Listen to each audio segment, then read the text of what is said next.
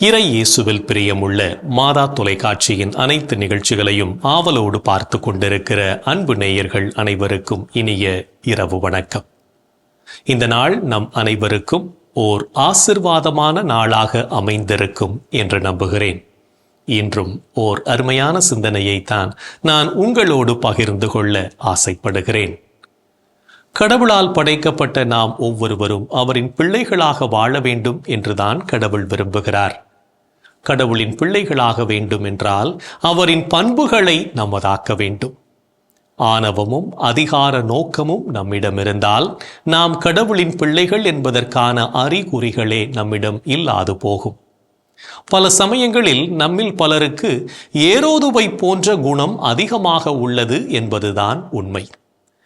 அவன் எவ்வாறு தானே அரசன், தன்னை தவிர வேறு அரசன் தனக்கு போட்டியாக வரக்கூடாது என்று நினைத்தானோ அதே போன்று நம்மிலும் பலர் நினைத்து வாழ்ந்து கொண்டிருக்கிறோம். தான் என்ற ஆணவம் அவனில் இருந்ததால் தான் ஞானிகள் சொன்ன செய்தி அவனை நிலைகுலையச் செய்கிறது. ஞானிகள் தன்னிடம் மீண்டும் வராததால் அவன் குழந்தைகளை கொல்லவும் துணிகிறான். நம்மில் பலரும் நமக்குத்தான் ஞானமும் அறிவும் தரப்பட்டுள்ளன, கிறிஸ்துவும் மீட்பும் நமக்கு மட்டுமே சொந்தம், நாம் தான் உலகில் சிறந்தவர்கள் போன்ற வேண்டாத எண்ணங்களை வளர்த்து கொண்டு வாழ்ந்து கொண்டிருக்கிறோம். நாம் உயரத்தில் இருக்கிறோம் என்ற எண்ணத்தில் மற்றவர்களை கீழானவர்களாக எளிதில் தீர்ப்பளிக்கிறோம்.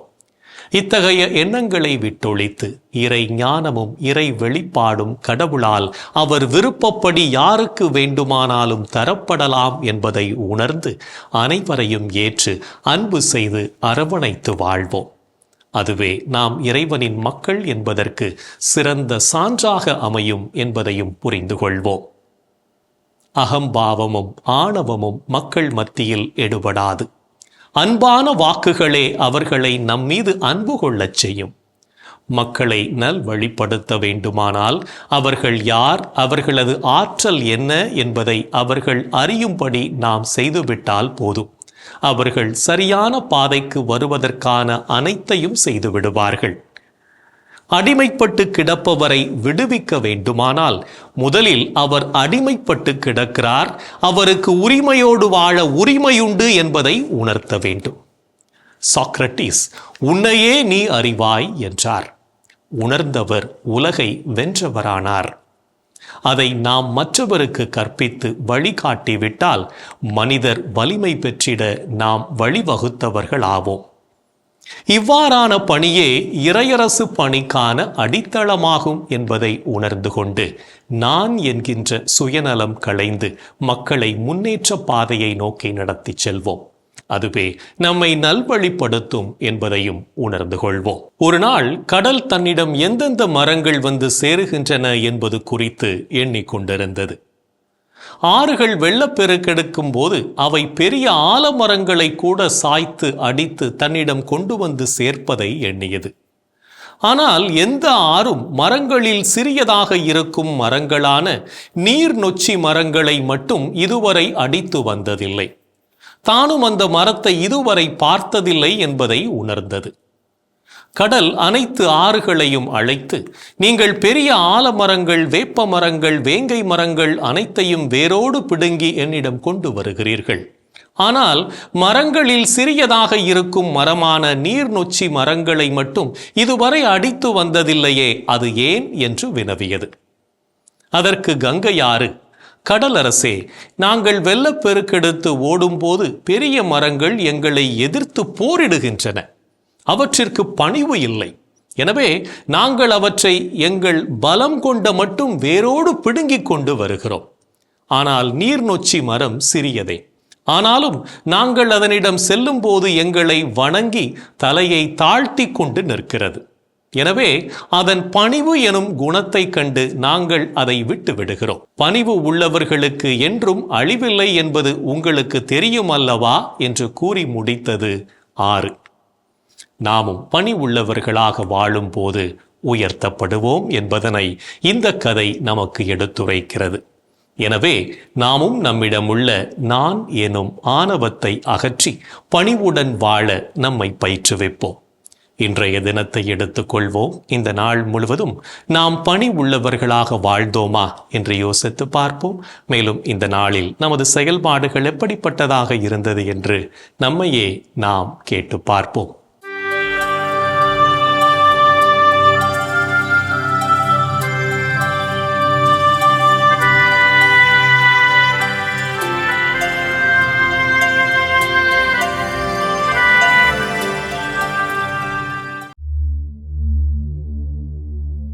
இன்று நீங்கள் கடவுள் செய்த அரும் செயல்களுக்கு நன்றி கூறினீர்களா? ஆண்டவருக்கு நன்றி செலுத்துங்கள். அவர் தம் பெயரை சொல்லி வழிபடுங்கள். அவர் தம் செயல்களை மக்களினங்கள் அறிய செய்யுங்கள். கடவுளது இரக்கத்தை இன்றைய தினம் நீங்கள் உணர்ந்து கொண்டீர்களா? மனிதர் விரும்புவதாலோ உழைப்பதாலோ எதுவும் ஆவதில்லை. கடவுள் இரக்கம் காட்டுவதாலேயே எல்லாம் ஆகிறது. இன்று நீங்கள் அனைவருடனும் நல்ல நட்பு கொண்டு வாழ்ந்தீர்களா? நீங்கள் ஒரு மனத்தவராய் இருங்கள். உயர்வு மனப்பான்மை கொள்ளாமல் தாழ்நிலையில் உள்ளவர்களோடு நன்கு பழகுங்கள். நீங்கள் உங்களையே அறிவாளிகள் எனக் கருதி பெருமிதம் கொள்ள வேண்டாம். இன்று நீங்கள் மற்றவருக்கு பயன் தரக்கூடிய வார்த்தைகளை பேசினீர்களா? கெட்ட வார்த்தை எதுவும் உங்கள் வாய் நின்று வரக்கூடாது. கேட்போர் பயனடையும்படி தேவைக்கு ஏற்றவாறு அருள் வளர்ச்சிக்கேற்ற நல்ல வார்த்தைகளையே பேசுங்கள். இன்று நீங்கள் தூய ஆவியாரை பழித்துரைத்தீர்களா? கடவுளின் தூய ஆவியாருக்கு துயரம் வருவிக்காதீர்கள். மீட்பு நாளை முன்னிட்டு உங்கள் மீது பொறிக்கப்பட்ட முத்திரையாக அவர் இருக்கிறார். இன்று நாம் இறைவனுக்கு ஏற்புடைய செயல்களை செய்திருந்தாலும் சமயங்களில் நமது செயல்களால் இறைவனையும் நம்மை சுற்றி வாழும் சமூகத்தையும் மனநோகச் செய்திருப்போம். அத்தகைய தருணங்களுக்காக மனம் வருந்தி மன்னிப்பு கேட்டு மனத்துயர் மன்றாட்டை ஜெபிப்போம்.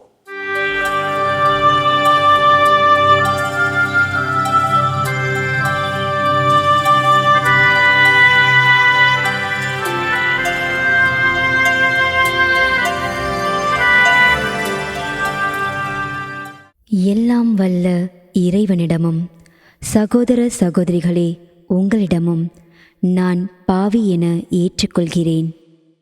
ஏனெனில் என் சிந்தனையாலும் சொல்லாலும் செயலாலும் கடமையில் தவறியதாலும் பாவங்கள் பல செய்தேன். என் பாவமே, என் பாவமே, என் பெரும் பாவமே. ஆகையால் எப்போதும் கன்னியான புனித மரியாவையும் வானதூதர் புனிதர் அனைவரையும் சகோதர சகோதரிகளே உங்களையும் நம் இறைவனாகிய ஆண்டவரிடம் எனக்காக வேண்டிக்கொள்ள மன்றாடுகிறேன். ஆமேன். மனத்துயர் மன்றாட்டை செபித்ததன் வழியாக இறைவனிடமிருந்து மன்னிப்பை பெற்றிருப்போம் என்ற நம்பிக்கையோடு இறை வேண்டலில் இணைவோம்.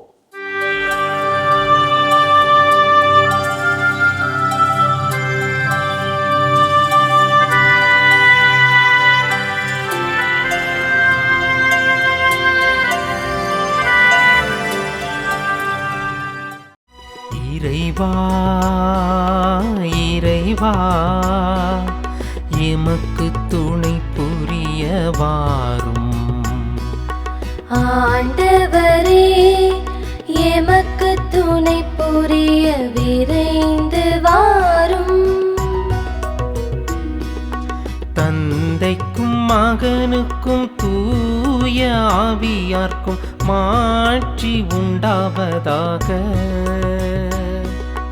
தொடக்கத்தில் இருந்தது போல் இப்பொழுதும் எப்பொழுதும் என்றென்றும் இருப்பதாக. ஆமென்.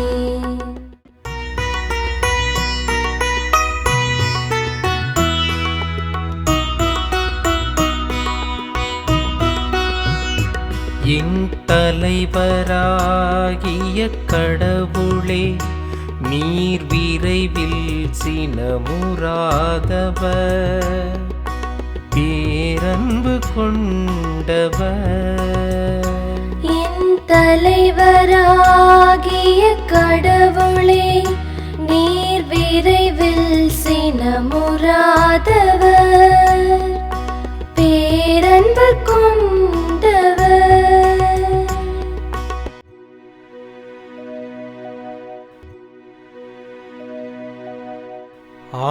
ஆண்டவரே எனக்கு செவிசாய்த்து பதிலளியும்.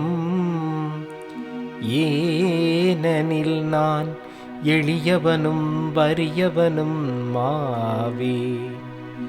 என் உயிரை காத்தருளும். ஏனெனில் உம் மீது நான் பற்றுடையவன். உம் அடியானை காத்தருளும். நீரே என் கடவுள், உம்மீது நான் நம்பிக்கை கொண்டுள்ளேன். என் தலைவரே, எம்மேல் இரக்கமாயிரும். ஏனெனில் நாள் முழுவதும் உம்மை நோக்கி மன்றாடுகிறேன். உம்மடியானின் மனதை மகிழச் செய்யும். என் தலைவரே, உம்மை நோக்கி என் உள்ளத்தை உயர்த்துகின்றேன். ஏனெனில் என் தலைவரே, நீர் நல்லவர், மன்னிப்பவர். உம்மை நோக்கி மன்றாடும் யாவருக்கும் பேரன்பு காட்டுபவர். ஆண்டவரே, என் வேண்டுதலுக்கு செவிகொடும். உம் உதவியை நாடும் என் கூக்குரலை கேட்டருளும். என் துன்ப நாளில் உம்மை நோக்கி மன்றாடுவேன். நீரும் எனக்கு பதிலளிப்பீர். என் தலைவரே, தெய்வங்களுள் உமக்கு நிகரானவர் எவருமிலர். உம் செயல்களுக்கு ஒப்பானவை எவையுமில்லை. தந்தைக்கும் மகனுக்கும் தூய ஆவியார்க்கும் மாட்சி உண்டாவதாக. தொடக்கத்தில் இருந்தது போல் இப்பொழுதும் எப்பொழுதும் என்றென்றும் இருப்பதாக. ஆமென். என் தலைவராகிய கடவுளே, நீர் விரைவில் சினமுறாதவர், பேரன்பு கொண்டவர். என் தலைவராகிய கடவுளே, நீர் விரைவில் சினமுறாதவர், பேரன்பு கொண்டவர். இறைவனின் உடனிருப்பு இந்த இரவு பொழுதிலும் நம்மை பாதுகாத்து வழி நடத்தும் என்ற நம்பிக்கையை இறை வேண்டலின் வழியாக பெற்றுக்கொண்ட நாம் இப்போது நாளைய வாசகங்களுக்கு செவிமடுப்போம்.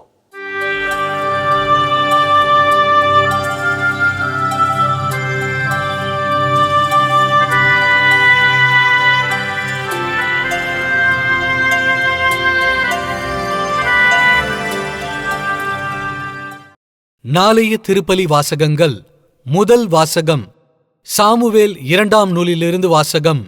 அதிகாரம் 18, இறை வார்த்தைகள் 9 முதல் 10, 14, 24 முதல் 25, 30 அதிகாரம் 19, இறை வார்த்தை 3. பதிலுரை பாடல். திருப்பாடல் 86, இறை வார்த்தைகள் 1 முதல் 6 முடிய. மார்க்கு எழுதிய தூய நற்செய்தியிலிருந்து வாசகம். அதிகாரம் 5, இறை வார்த்தைகள் 21 முதல் 43 முடிய. இயேசு படகேறி கடலை கடந்து மீண்டும் மறுகரையை அடைந்ததும் பெருந்திரளான மக்கள் அவரிடம் வந்து கூடினார்கள். அவர் கடற்கரையில் இருந்தார்.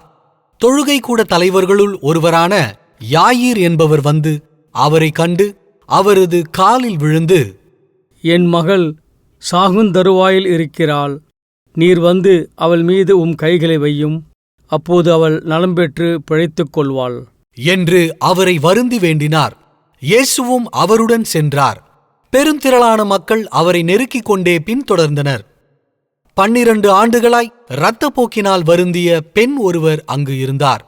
அவர் மருத்துவர் பலரிடம் தமக்கு உள்ளதெல்லாம் செலவழித்தும் ஒரு பயனும் அடையாமல் மிகவும் துன்பப்பட்டவர். அவரது நிலைமை வரவர மிகவும் கேடுற்றது. அவர் இயேசுவை பற்றி கேள்விப்பட்டு மக்கள் கூட்டத்துக்கிடையில் அவருக்கு பின்னால் வந்து அவரது மேலுடையை தொட்டார்.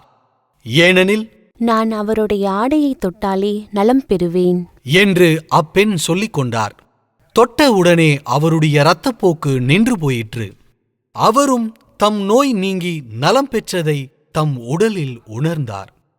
உடனே இயேசு தம்மிடமிருந்து வல்லமை வெளியேறியதை தம்முள் உணர்ந்து மக்கள் கூட்டத்தை திரும்பி பார்த்து, என் மேலுடையை தொட்டவர் யார் என்று கேட்டார். அதற்கு அவருடைய சீடர்கள் அவரிடம், கூட்டம் உம்மை சூழ்ந்து நெருக்குவதைக் கண்டும் என்னை தொட்டவர் யார் என்கிறீரே என்றார்கள். ஆனால் இதை செய்தவரை காணும்படி அவர் சுற்றிலும் பார்த்து கொண்டிருந்தார். அப்பெண் தமக்கு நேர்ந்ததை அறிந்தவராய் அஞ்சி நடுங்கிக் கொண்டு அவர் முன் வந்து விழுந்து நிகழ்ந்தது அனைத்தையும் அவரிடம் சொன்னார். இயேசு அவரிடம், மகளே, உனது நம்பிக்கை உன்னை குணமாக்கிற்று. அமைதியுடன் போ, உனது நோய் நீங்கி நலமாயிரு என்றார். அவர் தொடர்ந்து பேசிக் கொண்டிருந்தபோது தொழுகை கூட தலைவருடைய வீட்டிலிருந்து ஆள்கள் வந்து அவரிடம், உம்முடைய மகள் இறந்துவிட்டால் போதகரை ஏன் இன்னும் தொந்தரவு செய்கிறீர் என்றார்கள். அவர்கள் சொன்னது இயேசுவின் காதில் விழுந்ததும் அவர் தொழுகை கூட தலைவரிடம், அஞ்சாதீர், நம்பிக்கையை மட்டும் விடாதீர் என்று கூறினார்.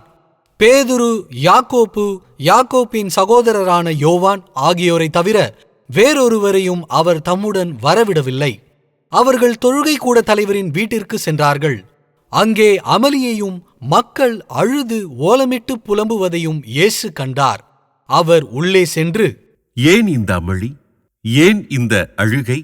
சிறுமி இறக்கவில்லை, உறங்குகிறாள் என்றார். அவர்கள் அவரை பார்த்து நகைத்தார்கள். ஆனால் அவர் அனைவரையும் வெளியேற்றிய பின் சிறுமியின் தந்தையையும் தாயையும் தம்முடன் இருந்தவர்களையும் கூட்டிக் கொண்டு அச்சிறுமி இருந்த இடத்திற்கு சென்றார். சிறுமியின் கையை பிடித்து அவளிடம், தலித்தாகூம் என்றார். அதற்கு, சிறுமியே, உனக்கு சொல்கிறேன், எழுந்திடு என்பது பொருள். உடனே அச்சிறுமி எழுந்து நடந்தாள். அவள் 12 வயது ஆனவள். மக்கள் பெரிதும் மலைத்து போய் மெய்மறந்து நின்றார்கள். இதை யாருக்கும் தெரிவிக்கக்கூடாது என்று அவர் அவர்களுக்கு கண்டிப்பாய் கட்டளையிட்டார். அவளுக்கு உணவு கொடுக்கவும் சொன்னார். ஆண்டவரின் அருள்வாக்கு. கிறிஸ்துவே உமக்கு புகழ். நாம் ஒவ்வொருவரும் ஆண்டவரின் அன்பை சுவைத்து வாழவும் அவரின் ஆசீரை நிறைவாக பெற்றுக்கொள்ளவும் அழைப்பு விடுக்கும் இயேசுவின் குரலுக்கு செவிமடுத்து வாழ்வோம் என்ற சிந்தனையோடு சிமியோன் பாடலில் இணைவோம்.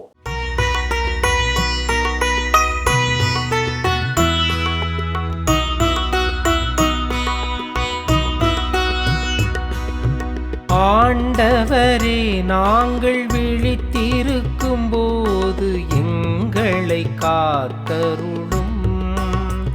நாங்கள் தூங்கும் போது எங்களை பாதுகாத்தருளும்.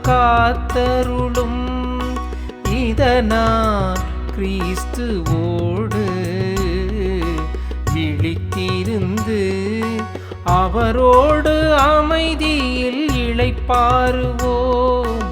அவரோடு அமைதியில் இளைப்பாறுவோம். ஆண்டவரே, உமது சொற்படி உம்மடியான் என்னை இப்போது அமைதியுடன் போகச் செய்கின்றீர். ஏனெனில் மக்கள் அனைவரும் காணுமாறு நீர் ஏற்பாடு செய்துள்ள உமது மீட்பை என் கண்கள் கண்டு கொண்டன. இம்மீட்பே பிற இனத்தாருக்கு வெளிப்பாடு அருளும் ஒளி. இதுவே உம் மக்களாகிய இஸ்ரவேலுக்கு பெருமை. இஸ்ரவேலுக்கு பெருமை. தந்தைக்கும் மகனுக்கும் தூய ஆவியார்க்கும் மாட்சி உண்டாவதாக. தொடக்கத்தில் இருந்தது போல் இப்பொழுதும் எப்பொழுதும் என்றென்றும் இருப்பதாக. ஆமென். ஆண்டவரே, நாங்கள் விழித்திருக்கும் போது எங்களை காத்தருளும். நாங்கள் தூங்கும் போது எங்களை பாதுகாத்தருளும். இதனால் கிறிஸ்துவோடு விழித்திருந்து அவரோடு அமைதியில் இளைப்பாறுவோம். அவரோடு அமைதியில் இளைப்பாறுவோம். இறைவன் நம்மை ஒவ்வொரு நொடி பொழுதும் அற்புதமாய் வழிநடத்தி கொண்டிருப்பதை சிமியோன் பாடல் வழியாக உணர்ந்து ஜெபித்த நாம் இப்போது நாளைய புனிதரை பற்றி பார்க்கலாம்.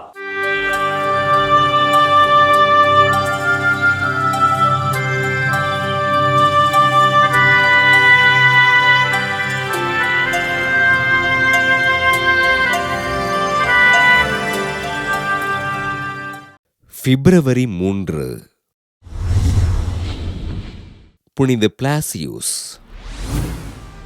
கிபி 3ஆம் நூற்றாண்டில் அர்மீனிய நாட்டில் செபாஸ்டே மறைமாவட்டத்தின் ஆயராக இறைப்பணிகளை செய்த பிளாசியூஸ் தன் எளிமையான வாழ்வினால் மக்களின் மனதில் நீங்கா இடம் பிடித்தார்.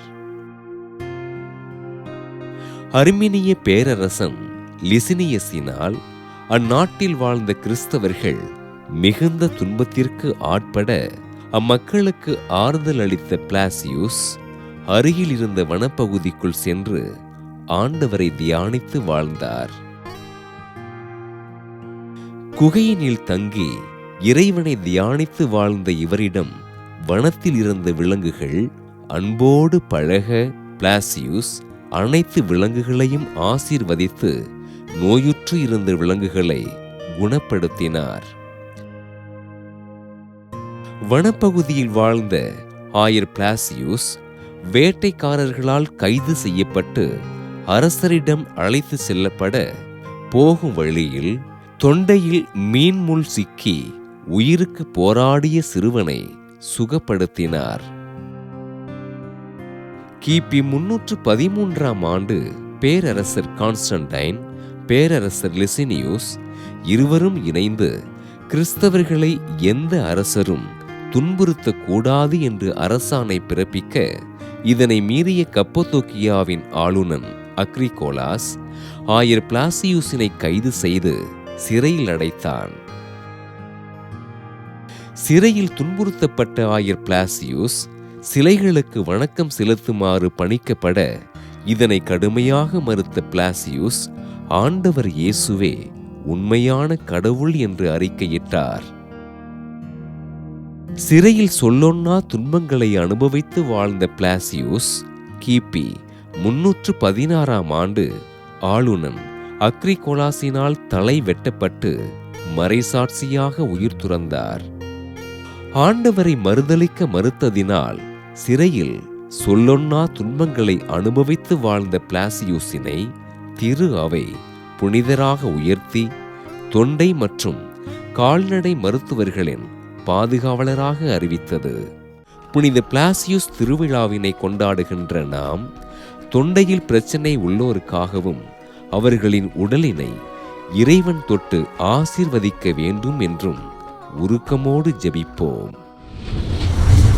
புனிதர்கள் ஒவ்வொருவரும் தங்களது வாழ்க்கையின் மூலம் இறைவனுக்கு சான்று பகர்ந்து வாழ்ந்தவர்கள் என்பதை உணர்ந்தவர்களாய் நாமும் அவர்கள் வழியில் வாழ்ந்து இறை வழியில் பயணிப்போம் என்ற நம்பிக்கையோடு நாளைய தினம் இயற்கையை பாதுகாக்க முயற்சி செய்வோம். என் அன்புக்குரிய சகோதர சகோதரிகளே, கடவுள் இன்றைய தினத்தில் நம்மை எப்படியெல்லாம் வழி நடத்தியிருக்கிறார் சற்று எண்ணி பார்ப்போம்.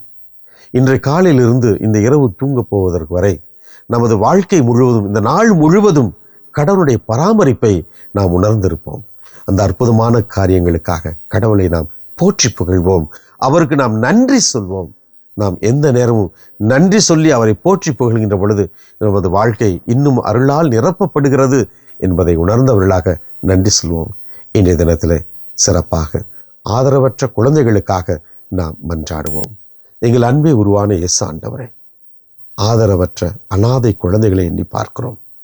ஆண்டவரே, வாழ்க்கையில் அவர்கள் பெற்றுக்கொள்ள வேண்டிய அடிப்படை தேவைகளும் பெற்றுக்கொள்ள இயலாமலும், கல்வி இல்லாமல், உண்கின்றதற்கு தேவையான உணவு இல்லாமல், உடை இல்லாமல், ஆதரவு இல்லாமல், பெற்றோர் இல்லாமல் அனாதைகளாக வாழ்ந்து கொண்டிருக்கின்ற இதோ இந்த ஆதரவற்ற குழந்தைகளை நாங்கள் எண்ணி பார்க்கிறோம்.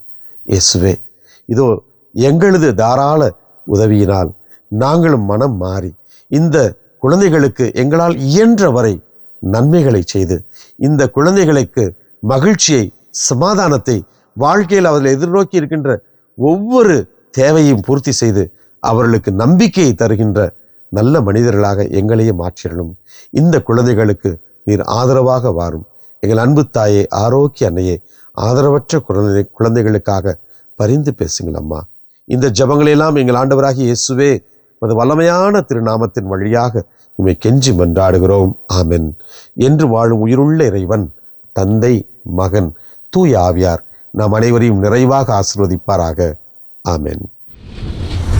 இந்த ஜெபத்தின் வழியாக இறை அருளும் ஆசீரும் நம்மீது நிறைவாக பொழியப்பட்டிருப்பதை உணர்ந்திருப்போம். இறை ஆற்றலும் வல்லமையும் என்றும் நம்மில் தங்கும். அன்னை மரியாவும் நமக்கு உதவிகள் செய்வார் என்ற நம்பிக்கையோடு அவரின் துணை வேண்டி இந்த நிகழ்வை நிறைவு செய்யலாம். Good night.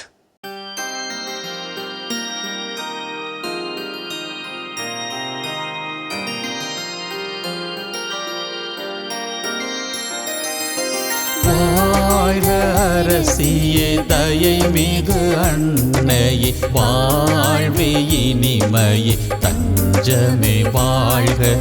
தாயகம் இழந்த ஏவையின் மக்கள் தாயே என்றும்மை கூவி அழைத்தோ.